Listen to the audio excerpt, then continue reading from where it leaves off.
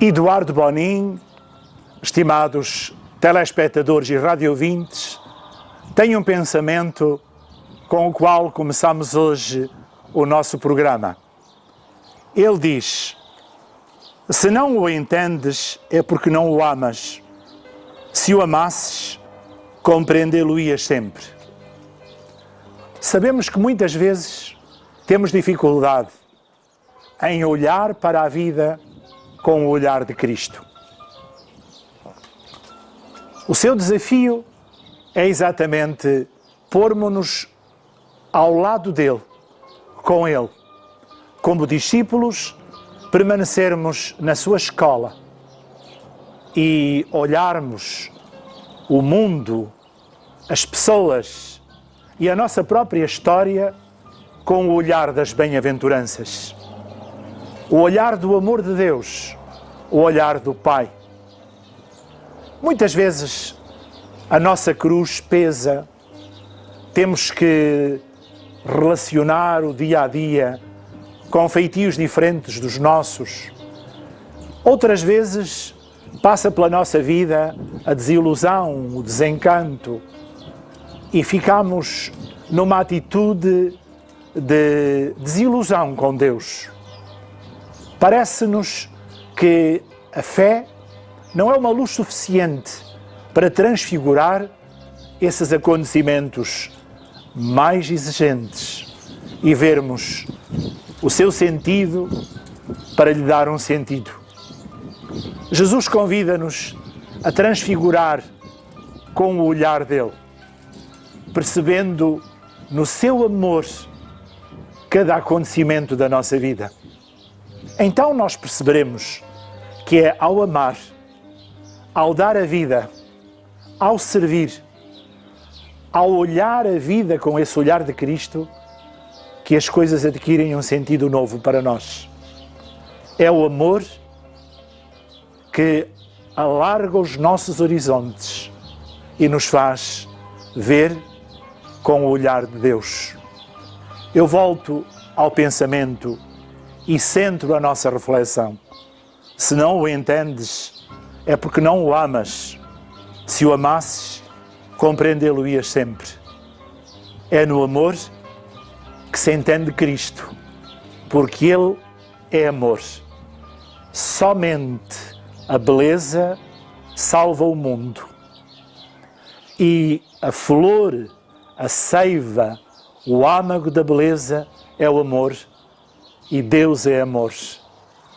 É pelo amor que, para nós, todas as coisas adquirirão beleza e serão transfiguradas no olhar de Cristo. Perceberemos no seu amor a vida como desafio para o nosso amor. Fique conosco neste programa que vai ser enriquecedor.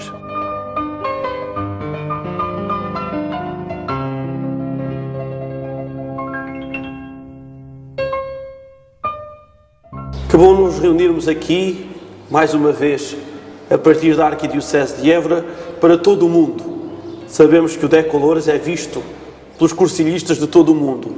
Por isso daqui vai uma saudação para vários países de língua portuguesa, ou vários emigrantes que nos veem em seus países de adoção. A todos queremos saudar neste dia, nesta hora, em que estamos a viver mais um Decolores. Assim que nos ouve, assim que nos vê, um forte abraço, cheio de cor, da cor de Cristo. Este mesmo abraço cheio de cor para o Sr. Dom Francisco, que mais uma vez está connosco neste programa Decolores. E com muito gosto temos percorrido este país, fizemos já programas do norte, do Santuário de Nossa Senhora do Monte Sameiro, fizemos programas do centro, do Santuário de Nossa Senhora do Rosário de Fátima, e agora aqui deste lugar tão simbólico de Alcázar do Sal, Nossa Senhora dos Mártires. Uma saudação para os cursilhistas de cristandade de Portugal, dos 3 núcleos, Norte, Centro e Sul, e também com muito carinho, desta vez, para esta Arquidiocese de Évora que me recebe na gravação destes programas. Decolores para todos. Sr. Dom Francisco, aparece-nos aqui no Testamento Espiritual, continuamos a lê-lo e a comentá-lo, um tal de Jesus Valls Flores. Quem é este senhor? É muito interessante, é um homem hoje formado em Direito, um jurista, penso que também advogado, que conhecia um jovem, estudante ainda universitário, e que acompanhava sempre Eduardo Bonin como um filho. Eduardo Bonin tinha uma preocupação. O movimento devia ser lançado a partir dos jovens. Lembremos que o primeiro momento dos cursilhos de cristandade, 1944, Calha Figueira, foi um grupo de jovens a trabalhar com outro grupo de jovens. Eram todos muito jovens. Eduardo Bonin não tinha dificuldades em nomear coordenador de um cursilho, aquilo que nós em Portugal chamamos um reitor, um jovem. Jesus foi reitor, coordenador, um jovem, ainda universitário. Por isso, ao acompanhar muito de perto, em Palma de Maiorca, já na sua idade, enfim, avançada, Eduardo Bonin, ele bebeu o carisma de uma maneira muito testemunhal e próxima na vivência e convivência com Eduardo Bonin. É esta pessoa que melhor do que ninguém pode falar de Eduardo, pela sua proximidade e pela sua filiação espiritual da paternidade de Eduardo Bonin. O programa de hoje, se lhe dessemos um título, diríamos que é Eduardo Bonin, pessoa e importância. E penso que o mais importante, ou o mais sensato, seria começarmos por ler um bocadinho disto que diz este Jesus Flores, este jovem então que bebeu do próprio Eduardo a sua experiência dos cursilhos de cristandade. E diz ele, Jesus, acerca do Eduardo: assim, o que Eduardo nos quer transmitir não é a propriedade da autoria, mas sim o testemunho da ideia.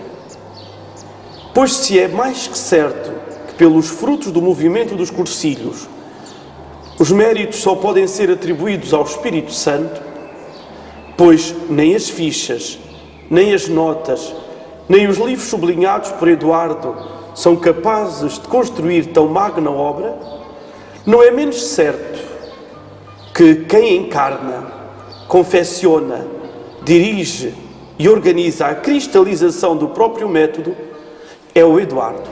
Por isso, com muita razão, anos mais tarde, alguém concretizou esta realidade superior à mera justa posição de ideias, a que lhe chamaram carisma fundacional dos cursilhos. Os cursilhos não são fruto da espontaneidade, mas sim da sua identidade, que os distingue dos demais méritos.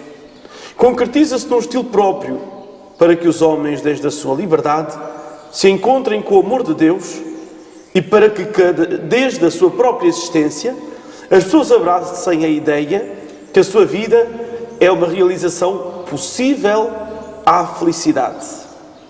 Não para entender o bem fazer como uma compensação psicológica ao sentido do pecado, mas sim como uma forma de transmitir a possibilidade real de alcançar, desde a sua transformação pessoal, a própria realização humana. Ora bem, a partir daqui, Dom Francisco, nós entendemos quem é um bocadinho da maneira de ser do Eduardo, não é? De Eduardo Bonin. Mas acho que antes de entrarmos neste ponto, que é importante, quem é Eduardo? Eduardo é de uma família numerosa, de Palma de Maiorca. Tinha na sua gênese alguma presença judaica. Segundo me explicaram, haviam elementos da sua família de origem judaica que tinham uma comunidade florescente e ao mesmo tempo histórica em Palma de Maiorca. Era uma família média rica que se dedicava ao negócio de frutos secos, como nozes, avelãs, amêndoas, e ele era, portanto, um homem com uma instrução média, podíamos dizer que teria equivalente ao antigo 7º ano, o 12º ano. Não era, portanto, uma pessoa com uma formação universitária ou superior. Mas era uma pessoa de muito estudo, como já aqui referi, pessoas como Paul Claudel, Unamuno, e os teólogos do seu tempo, Auer, Ratzinger, Ranner, Dubach, Urs von Balthasar, figuras de grande profundidade na interpretação do pensamento e que andavam muito em voga no seu tempo, como o Padre Plus, de uma espiritualidade muito divulgativa e ao mesmo tempo com grande presença, enfim, na leitura espiritual, faziam parte do seu cotidiano. Eduardo de Bonin é um estudioso, um homem autodidata de muita leitura.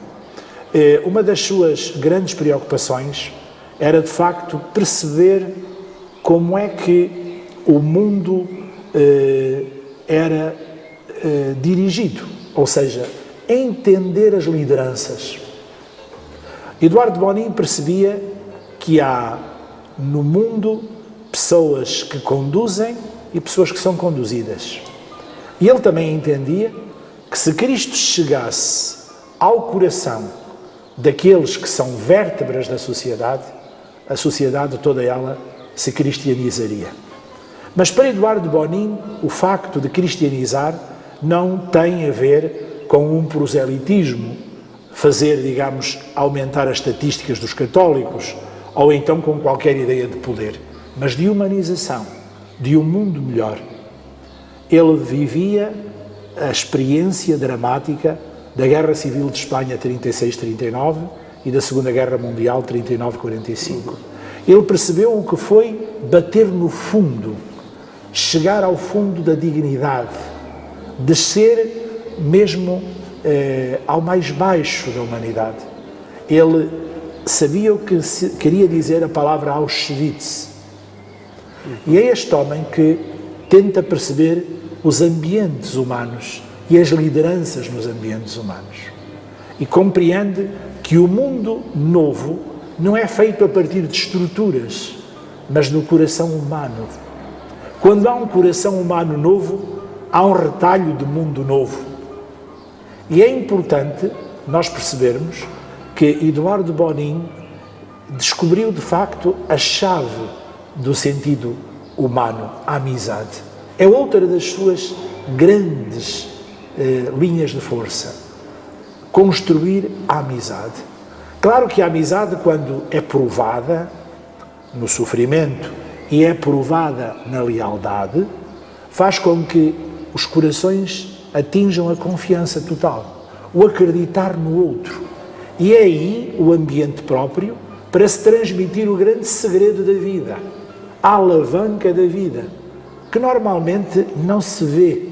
As grandes razões de viver estão no mais fundo do coração humano. E aí então dá-se o tesouro da partilha, do segredo. E para Eduardo de Bonin, o crente tem como segredo um rosto que é Jesus Cristo. E há o momento de dizer, para mim, a minha força é Cristo. Não queres vir conhecê-lo? É o meu tesouro. É Ele que transfigura a minha vida. Esta é a comunicação na amizade feita confiança, que não tem nada a ver com o proselitismo, quer dizer, com o impingir, com o vender uma ideia, com o conquistar, com a cruzada do poder. Eduardo de Bonin é a partilha na amizade.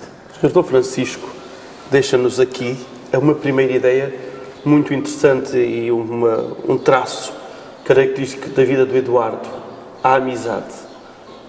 Sabemos que para o tempo era uma experiência nova a partir da amizade humana para a amizade com Cristo. Como é que ele vivia essa amizade humana? Importa perceber que no tempo de Eduardo impunha-se sobretudo a figura pelo protagonismo, o prestígio, a farda, o estatuto, o poder. a marca de um carro, o pedestal, o currículo. Era assim a própria hierarquia da Igreja. Nós, os bispos, o próprio papado, havia uma imagem que nós diríamos de marca, que passava por um conjunto de protocolos, de vestimentas, de atos protocolares, aonde aparecia de facto uma imagem de superioridade e ao mesmo tempo, muitas vezes, de imposição. Sabemos que o caminho feito para a liberdade e a separação entre o Estado e a Igreja foi demorado. Não foi fácil o caminho da liberdade. A liberdade da consciência só foi proclamada pelo Concílio Vaticano II. E Eduardo Bonin é, de facto, alguém que vai pela verdade da amizade, na confiança, naquilo que há de mais próximo, que é a partilha do segredo da vida com o outro. É aí que se dá Cristo ao outro. O que ele chama uma transfusão de sangue. Ora, pormenores de Eduardo Bonin que tu me pedistes, era uma figura franzina, um homem baixo, com um olhar muito vivo. Ele tinha uns olhos claros, uns olhos azuis, muito brilhantes, muito luminosos. Uma das coisas que ele tinha muito interessantes era a sua proximidade, o seu sorriso. O Eduardo Bonin dedicou-se de tal maneira aos cursinhos que não teve tempo para casar. Eu uma vez perguntei-lhe se ele era consagrado. Ele disse-me que sim, como todos os cristãos, era batizado. Todos os batizados são consagrados. Vivia a Eucaristia todos os dias da sua missa diária e tinha recebido o Espírito Santo na confirmação pela unção crismal. Mas não fez nunca nenhuma consagração como um leigo assim dito consagrado. A sua dádiva ao movimento foi tal que ele não teve tempo para pensar em mais nada. Mas descobriu a grande consagração, o batismo. O batismo. Descobriu-a. Com certeza. Aí ele centrou a sua vida na dádiva de Cristo e fez para nós a redescoberta da grandeza do batismo, da beleza do batismo, que nos faz filhos, herdeiros, pedras vivas do templo do Senhor e ao mesmo tempo templos de Deus. Podemos chamar a Igreja por mãe e ver em Maria essa beleza da maternidade que a Igreja também nos revela a partir da própria imagem e modelo que é Maria. Eduardo Bonin tinha assim gestos muito interessantes. Ele era colecionador de patos. Ele tinha um andar de pessoa com o chamado pé raso ou pé chato. Portanto, tinha um andar que ele próprio brincava com ele mesmo, chamando-se a si próprio Patinho. Então ele tinha uma coleção de centenas de patos do mundo inteiro, porque a prenda que se dava a Eduardo Bonin não era uma caneta, nem era uma recordação da cidade, uma peça de artesanato, mas era um pato de madeira ou de barro. Os mais diversos patos estavam na casa dele, em Palma de Maiorca, dados pelo mundo inteiro. Depois tinha uma forma muito interessante, era a pessoa mais acessível. Quando nós íamos a um encontro internacional e esperávamos por Eduardo Bonin já estava sentado connosco a tomar café. Eduardo Bonin era uma pessoa que usava de proximidade máxima, era um irmão entre os irmãos. E quando tomava café, fazia com o saquinho de açúcar uma imagem, através da dobragem, de uma pomba, e oferecia-nos a pomba com a recordação dele. Eu pedi para ele escrever na minha pombinha, com o saco vazio do açúcar, do café, que assinasse Bonin, e ele, enfim, muito contrariado, escreveu Bonin. Eu tenho essa pombinha num pequenino saco de papel em dobragem. Era a prenda que ele dava às pessoas. Eduardo Bonin falava de Cristo, eu devo dizer, como nunca ouvi ninguém falar. Eduardo Bonin falava de Cristo como um contemporâneo dele e como um conterrâneo dele. Eduardo Bonin era vizinho de Jesus. Jesus vivia no condomínio dele. Eu acho que mais, vivia na casa dele, vivia no coração dele. Ele tinha uma relação de tal proximidade com Jesus que eu devo dizer que a causa de beatificação de Eduardo Bonin, no meu entender, se impõe. Era verdadeiramente um amigo de Jesus. Por outro lado, ele tinha também uma compreensão de Jesus como seu contemporâneo. Jesus não vivia no século I, Jesus vivia no século XX, em Palma de Maiorca, na rua dele, na casa dele, no coração dele. Ele tinha uma relação com o seu amigo Jesus, de uma transparência e de uma beleza que nos contagiava. Ninguém conseguia estar ao pé de Eduardo Bonin sem ser amigo de Jesus. Jesus estava presente nele de tal maneira que estava no café connosco, que viajava no avião ao nosso lado, que quando eu o recebi no aeroporto de Lisboa e o trouxe para a casa paroquial na paróquia Nossa Senhora de Fátima em Évora, naquela viagem de 1 hora e pouco do aeroporto a Évora, senti logo que ele me começou a perguntar pelo nosso amigo Jesus como é que eu estava a viver, se eu andava encantado, se eu estava apaixonado, se eu vivia a sedução por Jesus, se eu estava no primeiro momento de encanto, porque para Eduardo Bonin era fundamental ir sempre ao primeiro momento de encanto, àquela hora que eu percebi a beleza do amor de Jesus. E ele dizia que Jesus estava mais perto dele exatamente quando ele alguma vez incitava fuga e Jesus o beijava com amor. Volta cá, meu malandro. Com palavras destas, vem, meu malandro, porque fugiste? Vês como é duro, vês como o chão é frio, vês como o chão escalda, porque te pusestes pé descalço quando tu és filho. Eduardo Bonin tinha uma dimensão de uma simplicidade enorme, era uma pessoa verdadeiramente líder, não através da palavra, mas da sua alegria, do encanto da alegria. Era uma pessoa que tinha a alegria espelhada nos olhos, no sorriso e no abraço.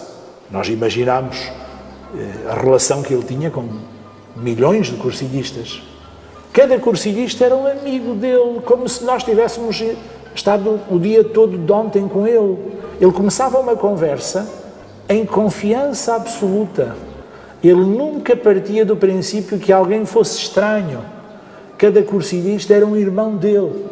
E ele falava ao cursilhista da sua situação, de uma dor de cabeça porventura, ou de um cansaço, ou de uma circunstância de fadiga de uma grande viagem.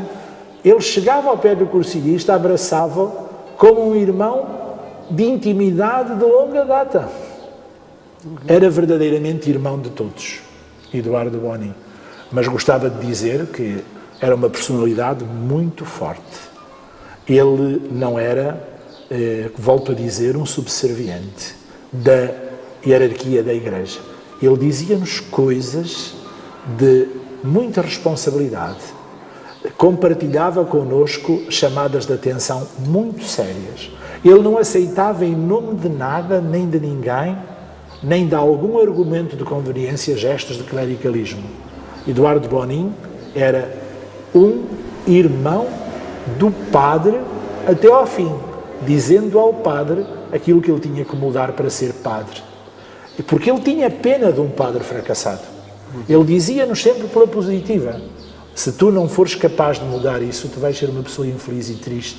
Eu não quero que tu sejas. Por favor, eu estou aqui para te ajudar. Eu estou aqui para te ajudar. Tu tens que mudar esse aspecto da tua vida, porque tu estás a ser, porventura, arrogante, ostensivo, prepotente, não estás a amar os teus irmãos, não aceitas que te amem como tu és, crias distâncias.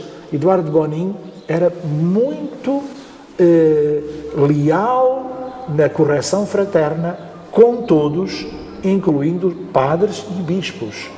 Reverente, muitíssimo, atento ao respeito que tinha como cristão aos sacerdotes e aos bispos, mas muito franco, muito sincero. Ele amava a Igreja até ao fim e dizia exatamente aquilo que ele percebia ser a palavra de correção fraterna, ou de estímulo, ou de incentivo.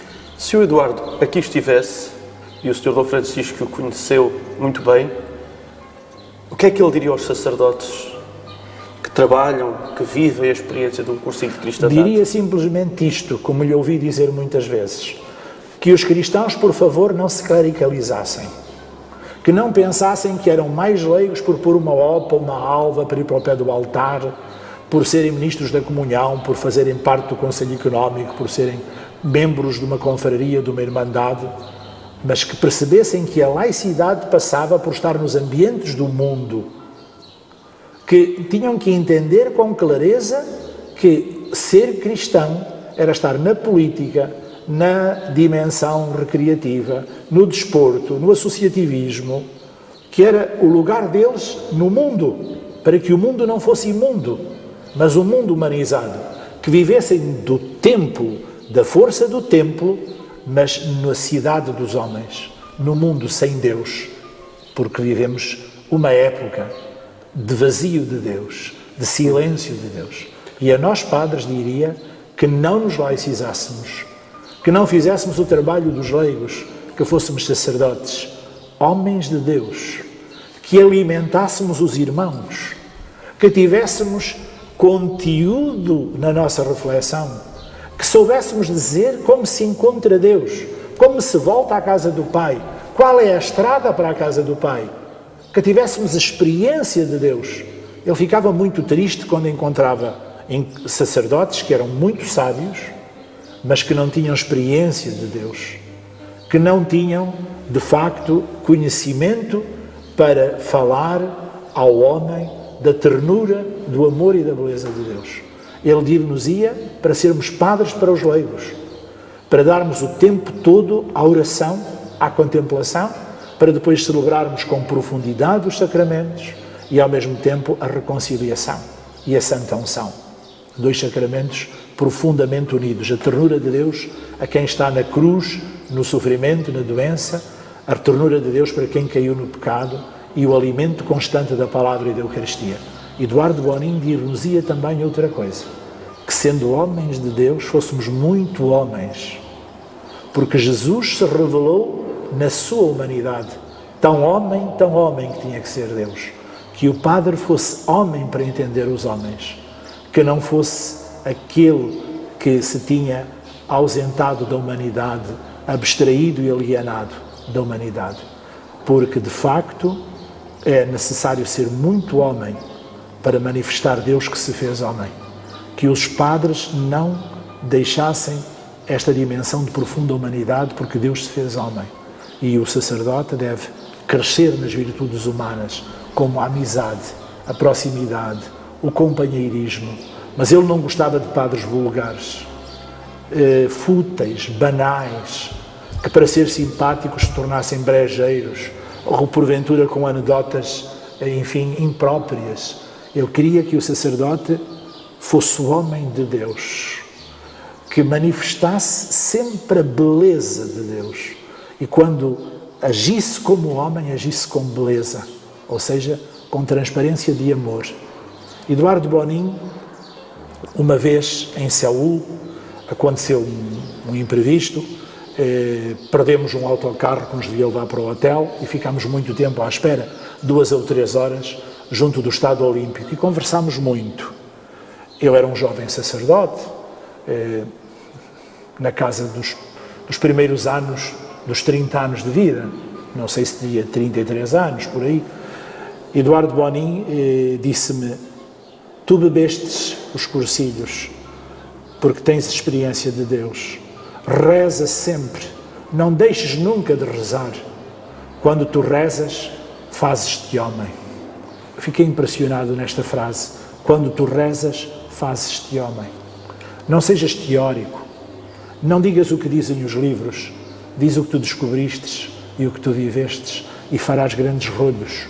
Eduardo Bonin tinha, de facto, esta riqueza que golpeia o coração de quem o conheceu e teve o privilégio de conviver com ele algumas vezes. Sr. Dom Francisco, obrigado por este programa. Eu acho que era muito útil se cada um daqueles que nos está a ver pegasse na fita, gravasse, mandasse para os seus padres, para os seus irmãos cursilhistas, para percebermos profundamente aquilo que era viver em Eduardo Bonin e, a partir de Eduardo Bonin, esta experiência.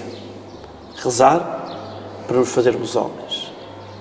A palavra hoje, então, eu não termino com o Decolores habitual, mas se calhar acho que hoje fica-nos gravada esta frase do Eduardo: reza para te fazeres homem, reza para seres homem. Sr. Dom Francisco, obrigado por mais este dia. Muito obrigado eu por esta oportunidade de falar de alguém que me diz muito. Vamos rezar um Pai Nosso. Se rezar para ser homens, então para que o Senhor nos faça verdadeiramente homens. Pai nosso, que estais nos céus, santificado seja o vosso nome. Venha a nós o vosso reino. Seja feita a vossa vontade, assim na terra como no céu. O pão nosso de cada dia nos dai hoje. Perdoai-nos as nossas ofensas, assim como nós perdoamos a quem nos tem ofendido. E não nos deixeis cair em tentação, mas livrai-nos do mal. Dê-nos então a bênção, para que nós também tenhamos, nós padres, nós leigos, no dia a dia, força para rezar, porque queremos ser homens de verdade. Abençoe-vos o Deus Todo-Poderoso, Pai, Filho e Espírito Santo. Amém.